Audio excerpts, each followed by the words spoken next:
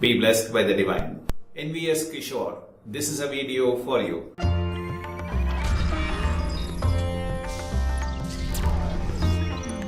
Who am I?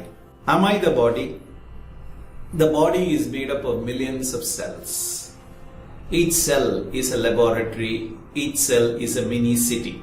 It draws what it wants, absorbs and retains nutrition, survives, mutates, and does its functions properly and eliminates unnecessary wastage from it. Therefore, each cell is a self-diagnostic, self-healing system. Ability to function for it comes from our biomagnetic energy. The biomagnetic energy is supplied from our life force. Even a dead body has cells. Even a stone has its cells. But the problem is we don't call it as a living cell. We call it as something else. We call it as a molecule. We call it as a group of matter. But then in the living form, as long as there is life, the cell is a living cell. And only when there is life force functioning within the human body, the cells can actually do what it is doing. So therefore, body is a vehicle. It is important to maintain it and harmonize the blood, heat and air circulation in every part of the body so that we can now find out the answer for this question, who am I? And try to remain one with that answer while we are doing what we are doing in this lifespan. So we are not just the body.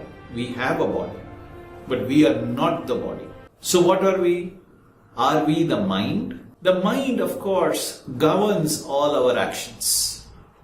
Every single action of ours, except the reflexive actions, are governed by a thought.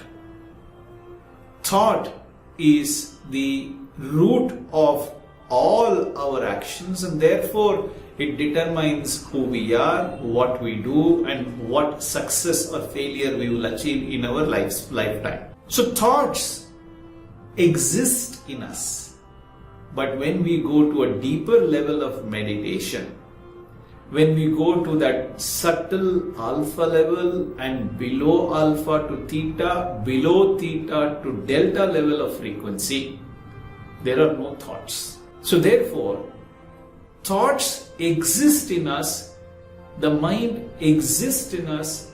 Mind is a vehicle through which we can realize ourselves, but mind is not just us alone. So answer for who am I cannot be I am the body. It cannot be I am the mind. Mind is a transformational dynamic state that governs all our actions. So therefore it is a very important element and an entity to understand and respect and maintain it. We do not want to get hurt. We would like to also remove the hurt for us. Not only for us, for others also. We do not wish to cause harm, or we do not wish to just keep quiet seeing the harm of others. We would like to help others to get rid of their pain as well. So all this is possible only through the power of the mind, and therefore the mind has to be preserved and nurtured. We have to inculcate positive thoughts in us. But mind functions only as long as there is life force. So am I the life force? Am I the Kundalini Shakti? Let's analyze the Kundalini Shakti.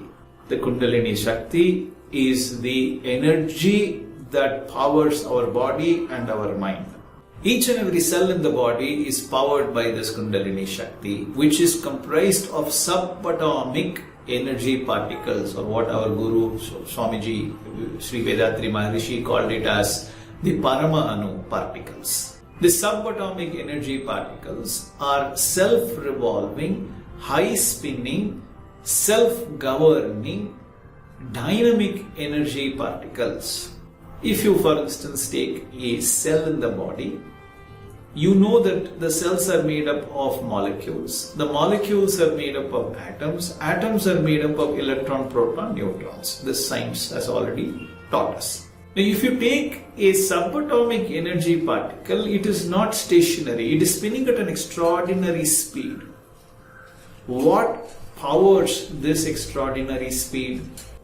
There must be an almighty force that must be powering this energy particle to spin at such extraordinary speeds. Where can that energy be? Where can that almighty force be? It must be within the energy particle. It must be around the energy particle. After all, if you split an energy particle, you can destroy an entire city. If you fuse two energy particles, you can power an entire city. Imagine for one single energy particle, it can produce such enormous amount of energy. Therefore, that energy must exist everywhere. This is the almighty force. It is therefore logically easy to conclude that two things govern this entire universe: dynamic energy state and a static almighty state. Shakti, Shiva. And these two things come together to form all the universal objects, and our body and our mind and all the living and non-living things are made up of these two things only. Which should have come first, Shakti or Shivam? If we agree and accept the logic that there must be a source that needs to power the energy particles, the source must have come first before the energy particle, which is Shivam, which is the almighty divine state, which is the divine father, which is Allah. And this is Brahma, this is Shiva, this is Vishnu. It is from this primordial state that everything must have evolved, and everything will finally reach the same primordial state. Therefore, who am I? I am nothing but the almighty force. I am divine. I am God, but in a personified, characterized form. In the almighty source, the same force remains in an uncharacterized form.